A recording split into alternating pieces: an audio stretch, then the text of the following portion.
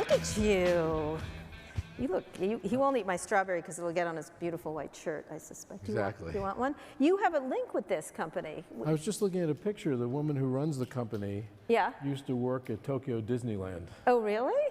And dropped off strawberries at the house recently with a copy of my book in Japanese. Oh, nice. Oh, very nice. So I got a strawberry and I signed a book. And excellent. Fantastic. It's a good day. Yeah, it's a really interesting company. We're going to show a presentation of it tomorrow, and the strawberries are delicious. So talk to me, start with, one of the things I remember when we talked about 20 years ago, you were at some of the very early All Things D's, very few media executives understood what was happening digitally at all. And you were not resistant to it. And one of the things I think you said on stage, if I recall correctly, was, if someone's going to eat our lunch, it might as well be us. I said that long ago? Yeah, that long ago. Very smart, very prescient. You've gotten a lot of things wrong too, but what? Talk to me about that back then. How you looked at it, because Eisner had tried a number of things, most of which didn't work. How did you look at it? That was in 2005, I think, when we talked, and I had just become CEO of Disney, and we were already feeling the disruptive effects of digital technology. Web consumption, was sort of the era of Web 1.0 was actually coming into its own, and web consumption, spending on the web, advertising on the web was all growing, and it was clear that it was starting to have, albeit small at the time, but starting to have a tangible impact on traditional media businesses, how people were spending their money, how people were spending their time. And so I felt then that it would be foolish to try to stand in the way of technological progress. No one's ever done that successfully. And the best thing we possibly could do would be initially really to prepare for its impact, as opposed to create, to hasten the change, or to participate in a, well, not participate, but to essentially create it ourselves, I guess, the way to put it.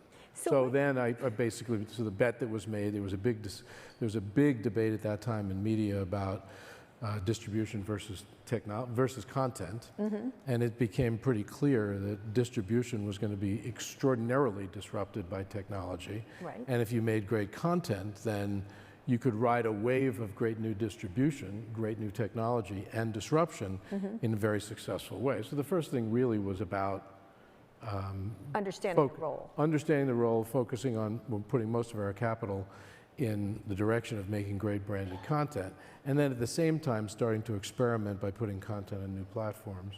And the first thing that we did, which I guess is relevant to your conversation later, is Steve Jobs and I began a conversation about putting television product on the quaint little video iPod, which was at that point. How did that start? Did he call you? What was the?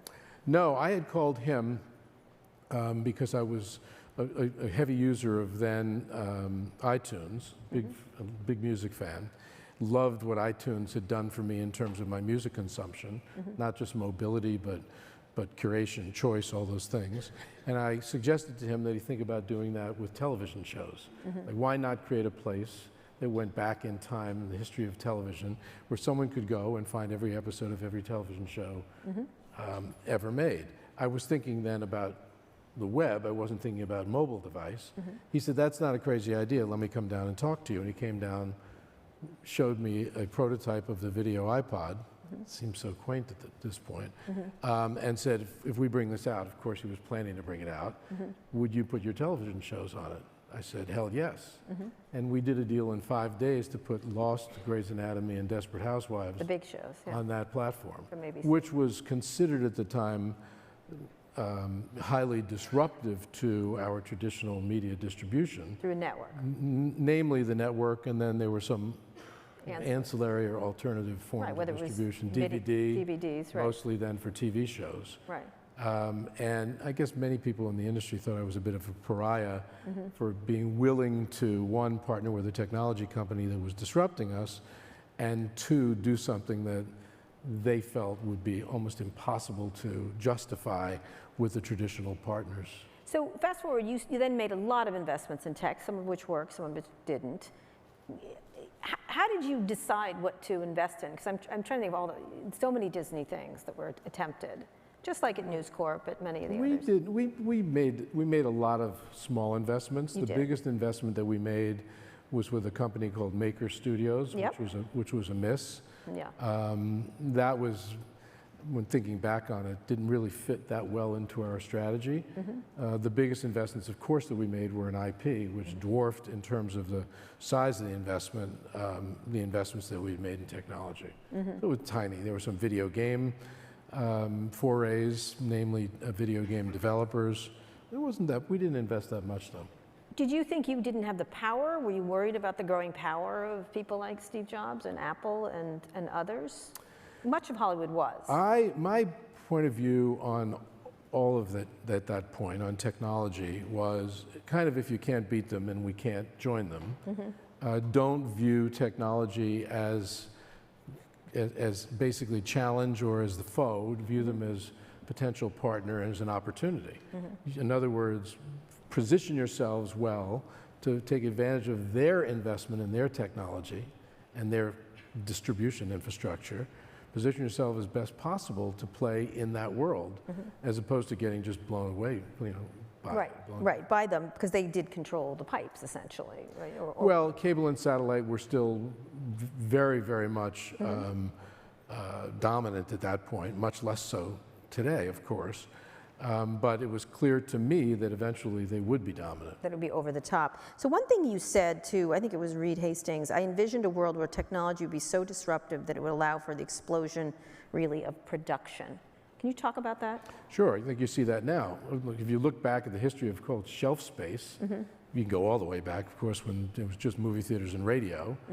I'm not going back before then. Okay. But then as television came into being in the 40s and 50s into the 60s, the amount of shelf space was very limited. There were just a few channels. So there was just so many places that you could go and so much time in a given schedule, because it was all linear and based on time, limited by time. There was just so much time that creativity could occupy. Right. And then you look at what's happened today, where there's almost infinite shelf space. Right.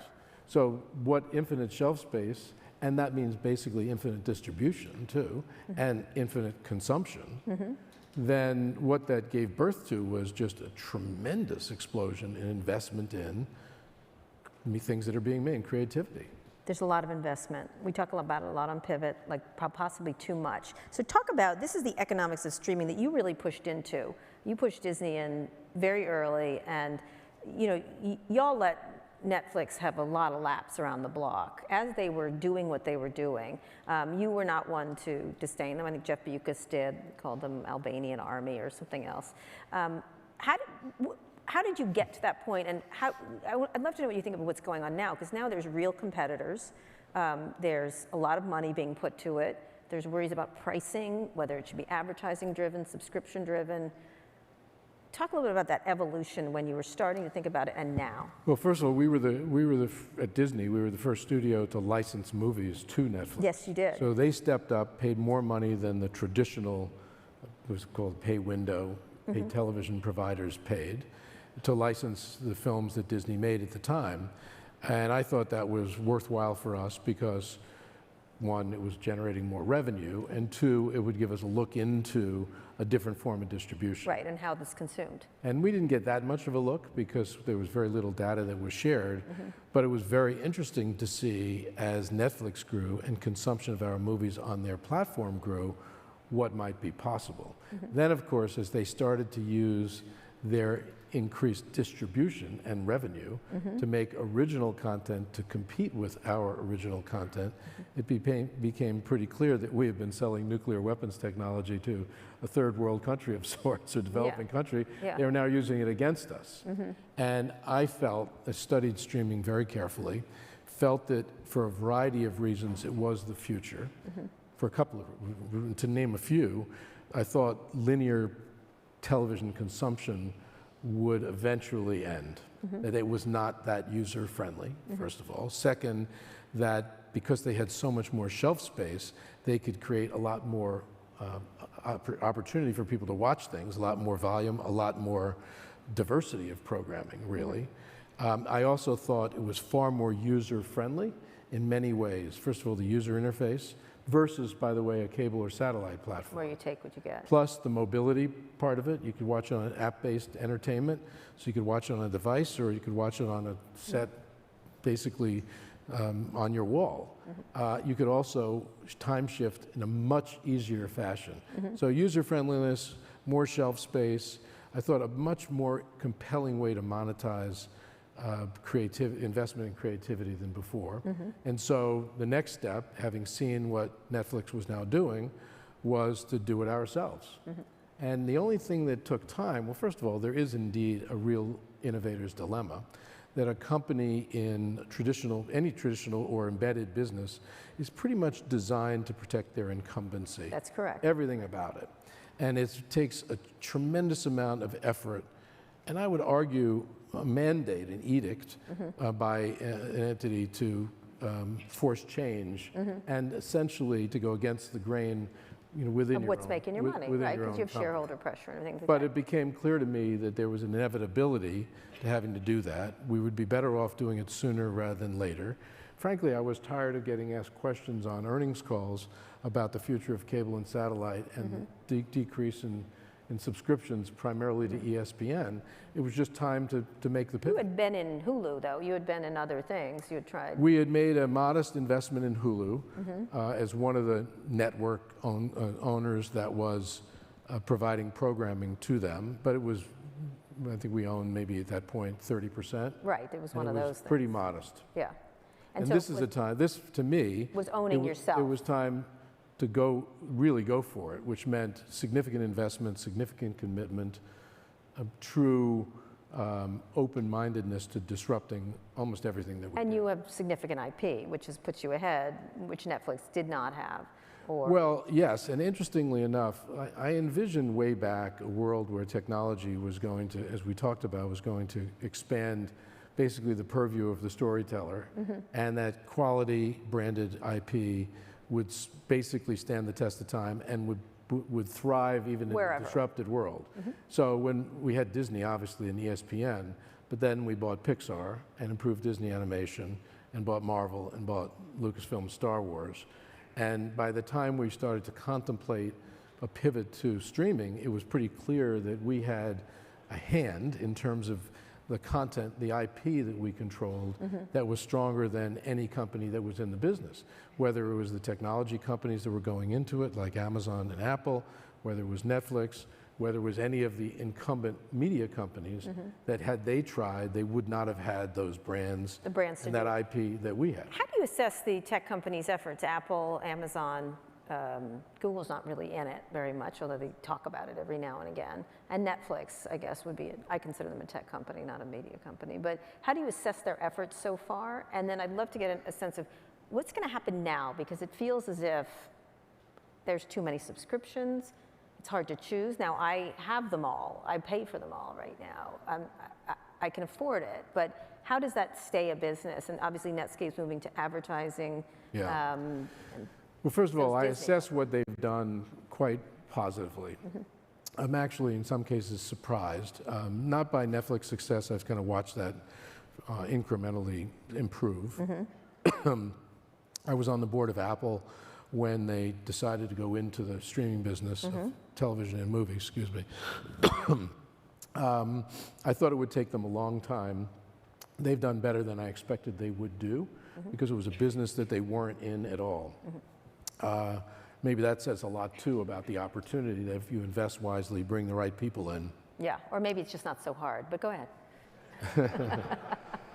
Well, I think it's pretty hard. Okay, all right. I'll take your word for it. Only because it's just so unpredictable, well. And there's so much that you don't control, and you have to make a lot of tough choices without using any data that tells you what the right answer is beforehand. Right. The data can't tell you what movie to make. If you try, by the way, good luck. But yes, I know. So how I feel about Snakes on a plane, as I recall. Yes.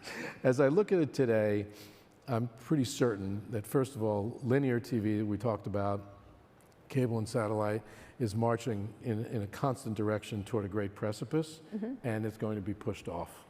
A lot of people subscribe to cable and satellite television today because of certain programming, but also because of habit and complacency. And I think as you see a generational shift that becomes more profound, away from baby boomers with new generations coming in. They don't want to watch linear television. So I can't tell you when, but it goes away. Want the internet. They just It goes away. It goes. They want app-based television. They want to watch programming. Yeah. It doesn't last, Right. and the user interface just won't stand the test of time. So then you look at the streaming business. I don't think all streamers are created equal. I do not believe all streamers that are in it today will survive. There are going to be haves and have-nots. Well, now that you're not working, can you name some names? I can tell you, I believe that Netflix is going to continue to thrive. They could have some issues now, but they're not going away. But seems Clearly, I'm a big believer in Disney. They've got the IP. They've already proven they can be successful in that business. Obviously, Apple and Amazon, they're not primary businesses for them, and they're measured probably by different standards in terms of the bottom line, and they serve other purposes in those companies, but they're not going to stand pat. They're going to continue to grow, and they'll grow well. They've got deep pockets. They've got great access to consumers. They have strong technology platforms. They've proven they know how to do it, so they stay. I'm not going to make any predictions about the others, but I think they've got some tough hands, and it takes a lot of capital to be in that business. So I don't think they'll all make it. You brought up advertising. I believe that consumers will tolerate commercial interruption on streaming platforms in exchange for cheaper subscription fees. So whether you can afford it or not, you may make a decision that you want 4 streaming subscriptions, but you may want to pay less for each one and you'll take ads. You may decide one you don't want ads because you watch that the most, but the others you might as well take ads. So advertising will thrive in a streaming world. What about bundling? Bundling of streaming platforms? Or just like, look at what David Zaslav's attempting to do. Make a turducken over there at Warner Media. I'm not going to comment on that. Oh, I don't know, bundling. A discount turducken, but go ahead. Yeah. I think what Netflix is going to do with advertising, what Disney has announced they're going to do, those are smart moves. Because it's going to give consumers choice. You can have it for less. So what about movies then? Because movies, you're talking about television, and there's been, an explosion of programming. There's a lot that's not good, but there was a lot of not good programming before. Oh, but there's a lot that is really good. Yes, there's a lot that is really good, which is great, and there's a lot of choice, and that's really what's good about it. What about movies? Because you have recently said, I think, that you thought that that movies release is going to be changed dramatically the same way. That you didn't think people were going to stay and go to movies except if they were large tentpoles like a Marvel movie. I think the wound that the movie-going business has suffered, which began really with COVID, or maybe was exacerbated or hastened by COVID, it results in a permanent scar. So I don't think movies ever return in terms of movie-going to the level that they were at pre-pandemic. And I think the reason for that is, more than anything else, it's competition, it's choice. It's the fact that even though you say a lot that's being made on the streaming platforms isn't very good, No, a lot of it I'd argue a lot is, and it's movie quality television. And sometimes it's a movie of a given series or story every week.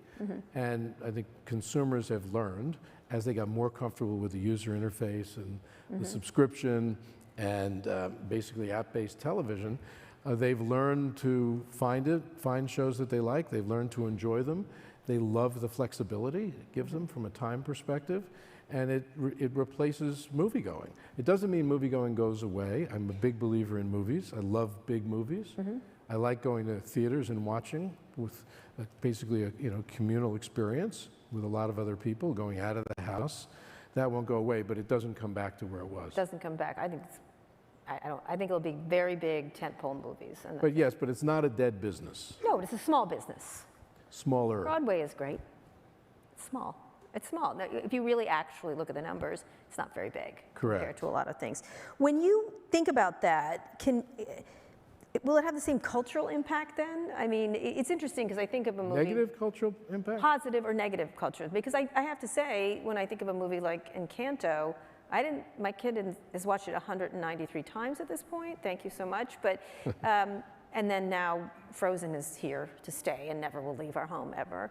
But it does have an impact on her. But can you have that big cultural impact? I guess all the kids know the songs, the same thing. I think the movie industry used to argue that you could not create cultural impact without having everybody go to a movie theater on the same weekend in every country in the world. And then discuss. And you couldn't create franchises. I don't agree anymore. I probably made that argument at some point. You did. It was an old world argument. And it basically wasn't rooted in reality. I think you're finding now, I mean, I know plenty of people who watched the Game of Thrones prequel the same weekend that it came out and talked about it the next day. And Mandalorian, Disney had that with the Mandalorian when it put that on. The Beatles Get Back, Hamilton on Disney Plus. We can name a lot of different things. Right. How does that change the talent relations? I suspect you spent more than your share of time talent petting. I did. Essentially. Are you glad that's over? Or? I don't miss my job. Okay, all right, okay. That has nothing to do with talent. I miss some people that I work with, but I don't miss my job.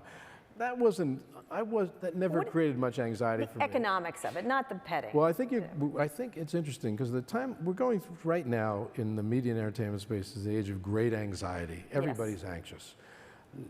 People who are running these big companies are anxious. Even streaming companies are anxious, investors are anxious, advertisers are anxious, the creative community is anxious, agents are anxious, everybody's anxious. They're anxious because this is an era of great transformation, and there are still a lot of unknowns. If you are a creator, I happen to believe that the world ahead, the world that we've really entered into, is a great world because it's going to create more opportunity. The problem is in this transformation from the traditional to the or to the new media, you have a completely different manner of measuring success. So if you're a creator, it used to be about what's my box office and what are my TV ratings. Gone, both gone.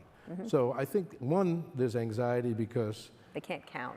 It's harder to count, and that ties to compensation too. How am I rewarded? In a lot of cases, creators are rewarded in a good way. They're bought out. In other words, there's no ancillary rights. Their rights are basically they're bought in perpetuity. So once they sell it, then what's next? Do I root for it to continue to get great? I may not get paid against that. I think they want it to be great and consumed by a lot of people. But it's an interesting time in that regard. And I think what also you're seeing is a lot of people who are running these businesses are anxious and transferring that anxiety to the creative community. Right. And you have a creative community that is typically anxious to begin with because they're putting their creative soul on the line constantly, and there's so much that can't be predicted. So when that happens, who do you think wins in that game? Is it creators? We're going to have Issa Rae on next, who makes her own stuff. Yeah. Oh, definitely. I think creators win. Again, I think we've got to figure out how creators get compensated fairly in basically a new way of measuring what success is. Do you have any ideas on this? I've had ideas along the way, but none that I... You don't care now, right? I don't care how they get paid. No, I don't care that much anymore. I care a little. I optioned a book, actually. Yes, so I was going to ask you about that. Two things I want to ask you about because we're going to get to some questions in a minute, but metaverse. Do you see movies in the metaverse? Do you see that happening? Well, last time we talked, you were... Well, I think the metaverse has not really been fully defined yet. Everybody's got its own definition. Everybody talks about now in terms of using Web 3.0. I think there's a lot ahead in terms of technology's impact on people's experiences and lives. That could be pretty exciting. We don't really. You also were worried about some of the things you could do to IP in those environments. Well, it depends on what kind of experiences you create. There's a requirement to monitor what people are doing right now on social media, and obviously when you're working so well. Well, yes, that's true too. But if you immerse kids, for instance, in a metaverse, in an immersive world, I think the monitoring issues become bigger. First of all, the possibilities in terms of bad behavior grow, and the need to protect gets greater, and that's complicated. You weren't making a lot of investments when you were running Disney in metaverse, right? Or none that I recall. NFTs or anything like that? There was, when I was still at Disney, they were kicking tires and doing some small deals with NFTs. So I want to finish up talking a little bit about management, and you were going to make some predictions for me, is that right? Well, I already said I thought not all streamers would last. Linear viewing and cable and satellite would eventually go away. Advertising would thrive. creative community will be in good shape eventually. Yeah, eventually. What other predictions do you want? Lots of them. So what do you do all It's gonna day? be hot in Los I asked Steve Angeles. Jobs this. What do you do all day now, Bob? What do you do? How's retirement treat you? Retirement is great. I have a vastly different life than I had before. I think, first of all, I don't have the responsibility and I don't have the vast quantities of homework that I had before. So there's much more kind of air in my day. I'm learning, in fact, about how to be an entrepreneur by mentoring and advising and investing in startup companies and entrepreneurs. You have a strange group here. What is your criteria? Perfect day, genius, which is a metaverse thing. You could be on any board in the world. I suspect they would love I've been a Bob offered a lot of different boards. Yeah. I've said no to any large company board. I've done that before. I enjoyed it then. I'm much more engaged now in new companies. So Genius is one. They're basically creating tools for people to create avatars for use, by the way, in traditional social media platforms, but also in some form of Web 3.0 environment. Perfect Day manufactures whey protein without using cows. I'm associated with Canva, which is online creative design tools. A company that's called Relativity Space that's manufacturing rockets with 3D printers. I'm missing a few. What is the guiding principles here? Guiding principle is use of technology to disrupt current business or to have a positive impact on the world. Another one is a medical device company that's marrying AR with surgery, giving surgeons tools, using basically high quality computer imaging, image rendering, real time for surgeons to use to basically have much greater vision, and they're using some Pixar technology to do that. So I'm drawn to companies that are using technology to change the world, using technology to disrupt, and I love, of course, as I always have, the merger of or the intersection of technology and creativity. So Canva is a great example of that. You don't want another big media job. What if, say, Comcast bought Discovery and said, Bob, come back? First of all, I'm 71 years old. That's all right, you look good. I worked at ABC. I worked at 70 is the new 50. Go ahead. That's true. Maybe, some days. No big media company, tech company. I worked for a big media company for almost 50 years. Yeah. I started when I was 23. Yeah. No. I don't know why I'm still having a good time. I'm writing another book. Yeah, I'm having this is the last time to read and sail more. Yep. Get to know my grandchildren a little bit better. And I'm learning a huge amount from people. So one of the things you're doing in this book is how to manage. I want you to finish up and then we'll get to questions from the audience. What do you think, it says, drawing on decades of experience, managing crisis and adapting to disruption, Iger shares insights on how leaders across the country, around the world, blah, blah, blah. What is this book about? Leadership. Kara, you really know how to sell it. I know.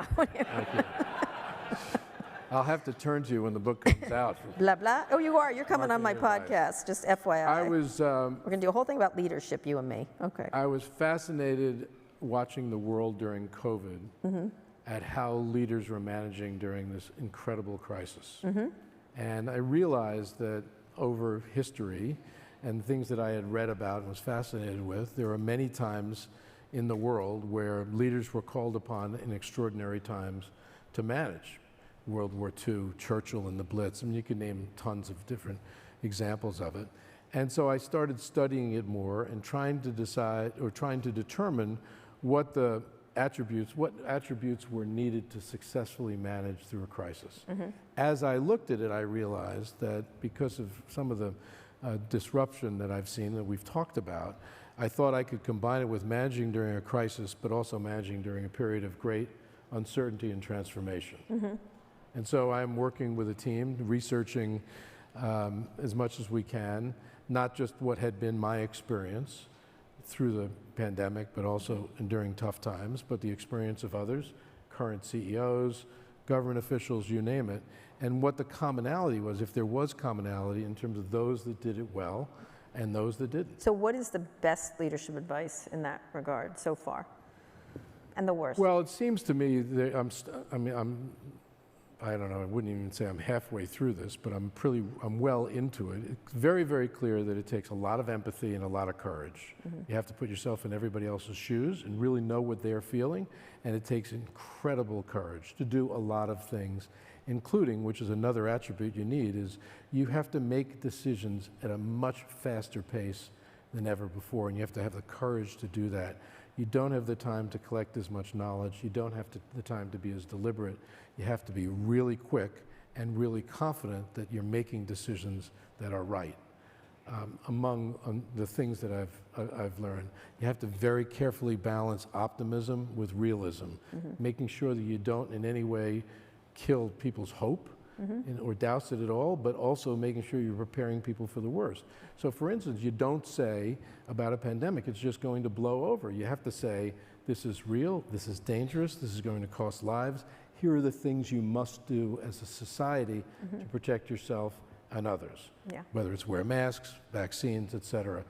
We're going to get through this. We've got the, the right culture, the right country, you name it, the right science, the right technology. Interestingly, that sounds like something a president would say in the United States. I know you thought about running. I've asked everybody else if they're running for office. Would you ever run for office? I'm not planning to run for office. Is that a no? That's just what I said. I'm not okay, planning all to run right, for fine. I think you are. So last thing, you should. I don't usually. Why? Why do you say usually do that? not tell another white guy, "Oh, please run for office. We don't have enough of you." But I think you'd be an excellent because I think you'd be an excellent politician because I don't think you give a fuck, which I like. That's one of the things I like about you. So last thing, this is. I don't get drawn into your you speculation. totally get drawn in. You get completely drawn in. One of the things, this is interesting from someone I think is really smart. I started listening less and maybe with a little less tolerance of other people's opinions, maybe getting a little bit more overconfident in my own. That was said by Bob Iger. Yeah. As my tenure at Disney grew or whatever, wore on, I got more confident in my own opinions and judgments and realized that in doing so, I was becoming more dismissive of others. Either because I didn't have the time or because, again, I was so confident in my own instincts. I know that, right? Yeah, and that's a bad place to be. And I don't think I ever got to the point where I thought it was dangerous, but I got to the point where I felt it. And I articulated to others I was working with. And it was one of the reasons why I decided to step down when I did. I did. First of all, I wanted to leave on my own terms, didn't want to overstay my welcome, did not want to get to the point where arrogance set in and I was no longer doing the things that had made me successful at the beginning. All right, we'll end on that. And I don't have to go to Disney World anymore, right? But you should go to Disney World. It's a great place to go. No, it isn't. It's terrible. One time, Wait a minute. One time, you always bitched to me about going, and every time you went, you came back to me and said, that was a great place. No, I say it wasn't as awful as I thought it would be. That's different. This guy one time, this is so true, I'm putting it in my book. That's a glass half empty. He made me go on a cruise before he'd agree to, Disney cruise where I'd agree to come and speak. He said you have to go on a Disney cruise first. You don't remember this, but it was very... I remember talking to you about it. I don't remember it. Extraordinarily cruel thing to do. The soft serve was excellent. Go ahead.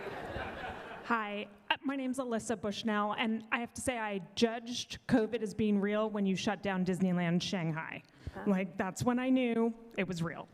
So, but my question is, how important is narrative in location-based entertainment for you? And second question is, I'm curious as to your thoughts and perspective about Netflix expanding into LBE with regards to their Stranger Things and their Bridgerton experiences. Sorry, the first question, how important is narrative in... Location-based entertainment, like at Disneyland. It's extremely important. I mean, Walt Disney created Disneyland as a place to tell stories in. To give people the sense that they had left their daily frets and their daily life behind and basically had entered a world to see fantasy, adventure, et cetera, and so on. Really important. And since he created Disneyland in the mid-50s, Disney Imagineering has infused stories into almost everything they've done in theme parks around the world, whether it's a hotel, a restaurant, a parade, a theme park attraction. Extremely important. I think it's one of the things that differentiates Disney's theme park experience from all others. It's the immersive world that's created and the stories that people experience. The second part, Netflix and They're entering into Franchises. like in real life experiences with the Stranger Things experience and the Bridgerton experience. I don't have much of an don't have an opinion on that. I'm with you, Mike. I don't know. Okay. I don't know. It seems kind of small, but worth experimenting. Thank you. I'd love to see you in a Bridgerton outfit. You'd look good. Okay, yeah. By the way, some of these businesses, what often happens at businesses is you run big businesses that do really well, and then everybody decides to freelance, Yeah. and they create a lot of small stuff, and it never comes close to Yeah. the big stuff, but you're spending time and money on it. Yeah. You'd still look good I in used to Bridgerton. call it, I had a boss that called it trombone oil. You could be the world's greatest manufacturer of trombone oil and feel pretty good about it, and then discover the world only consumes about 2 quarts of it a year. Yes, okay. Why bother? One of the, I give you his management book. Go ahead. Bob, one of the things that struck me about your last book was you spoke pretty frankly about how your predecessor, tried to kneecap you when you were trying to get the job. I wondered if you wanted to, or be interested if you reflected on the bare knuckles part of business as you look back. By the way, I have a really nice relationship with Michael Eisner. He taught me a tremendous amount. As I think back on that, and maybe as I've matured, I realize I wouldn't have gotten the job without things that I learned from him, and ultimately without his support. I also know, having gone through it, he was somewhat conflicted in handing the reins over to someone else, a company that he ran for 21 years. And so I'm much more empathetic today about it, and I'm thankful and I'm grateful to him and spend time with him, and we have a good relationship. His knees are in just terms fine. of when you enter the corporate world, by the way, I've only been in the corporate world except for the last 6 months or 9 months when I haven't. I was in the corporate world for, as I said, almost 50 years. Yeah, you put up with all sorts of different things, but it's, in many ways, corporations are microcosms of society. Not everything is easy. Not everybody gives you a break. Not everybody is rooting for you. Sometimes your luck runs out, whatever. As I look back, though, on my experience, I had incredible mentors that taught me a lot. I had a tremendous amount of luck and great opportunity. And so I don't think of any of the bad stuff. It's all, I'm grateful for it all. Bygones. Bygones. Bygones be bygones. Bygones. Over here, just a couple more questions. We only have just a short time, but By the way, I don't think Michael tried to kneecap me, but that's another. I never used that expression. I think he tried to kneecap him, but I think he didn't get it. No, let's go on. All right, whatever. Hey, Bob, Rich Greenfield. Thanks for doing this. Suits suck? That's your T-shirt? Wow. Okay. You're not wearing this. That's the new I'm Jeff not a suit Greenfield. anymore. I suit. was I a wore it suit for for you. a while. When you oversaw Disney, you saw, I think, the cable network business or broadcasting cable network business was a tremendous growth driver. Basically, for every media company that exists today, it's been the driver of all of their profitability, or the vast majority of their profitability. But Kara had Andy on earlier. She's going to have Tim Cook on later. There's no doubt that tech companies are coming for sports rights, coming for programming. What happens to this, to all of these companies? This whole business of cable networks and broadcast networks looks very, very, not just vulnerable, but starting to enter secular decline. But it's been the cash cow of this entire industry that you've Question. grown All up right, go ahead. That's why everybody's anxious. That's what I call the age of great anxiety, because the businesses that form the underpinning of our traditional media and entertainment world, or space, or industry, are facing competition, unlike competition they ever faced before, and it's not going away. In fact, it's getting tougher. And I'm not bullish about certain traditional elements of the media business. By the way, I'm bullish on Disney, because Disney made the pivot to streaming and is leaning into it. They also are buffered by other businesses, like their theme park business, that is still extremely profitable and will continue to be, and differentiated to the point that was made earlier. But if you're just in the channel, cable and satellite channel business, you have a world of hurt. Okay. Very quickly, one more. I'm sorry. Go ahead.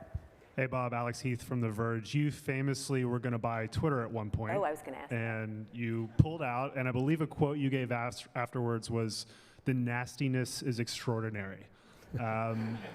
And I'm curious what that specific nastiness was that you found. Oh, you can answer that question. No, I would love to know what you think. What was the nastiness Here's you what found? happened. We were looking, we were intent on going into the streaming business. We needed a technology solution. We have all this great IP. We weren't a technology company. How do we get that IP to consumers around the world and build them right and make sure the language is right and all the different formats around the world? And we were kicking tires left and right. We thought about developing it ourselves, 5 years, $500 million, too long, too much money. It wasn't the money, it was the time, because the world was changing fast. And at the same time, we heard that Twitter was contemplating a sale. We entered that process immediately, looking at Twitter as the solution. Global distribution platform is viewed as sort of a social network platform. you could make it. We were viewing it as something completely different. We could put news, sports, entertainment on We're it. going to do TikTok. Reach the world, exactly. TikTok. And frankly, it would have been a phenomenal solution distribution-wise. Then after we sold the whole concept to the Disney board and the Twitter board, and were really ready to execute, a negotiation that was just about done, interestingly enough, I went home, contemplated it for a weekend, and thought, I'm not looking at this as carefully as I need to look at it. Yes, it's a great solution from a distribution perspective, but it would come with so many other challenges and complexities that as a manager of a great global brand, I was not prepared to take on. Major distraction and having to manage circumstances that weren't even close to anything that we had faced before. And this was pre-Trump too, right? And it was pre-Trump, yes. It was pre the 2016 presidential election, correct. Yeah. So nastiness, look, first of all, there's a question of how many, interestingly enough, because I read the news these days about it, we did look very carefully at all of the all of the Twitter users. I guess they're called users. Yes. Yeah. And we, at that point, estimated, with some of Twitter's help, that a substantial portion, not a majority, were not real. How many did you have? I don't remember the number, but it was we an issue. discounted the value 10%? heavily. 20%? Don't remember. Okay. Don't remember.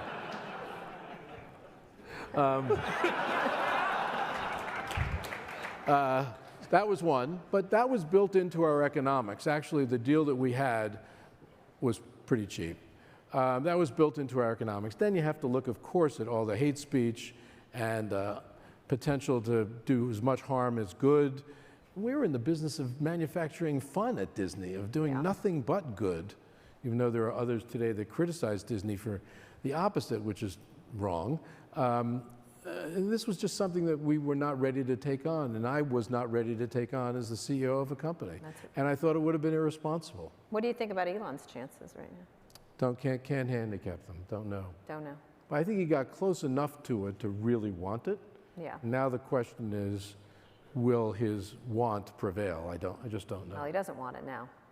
I don't know. He may be protesting too much. I don't know. Maybe he saw what I saw.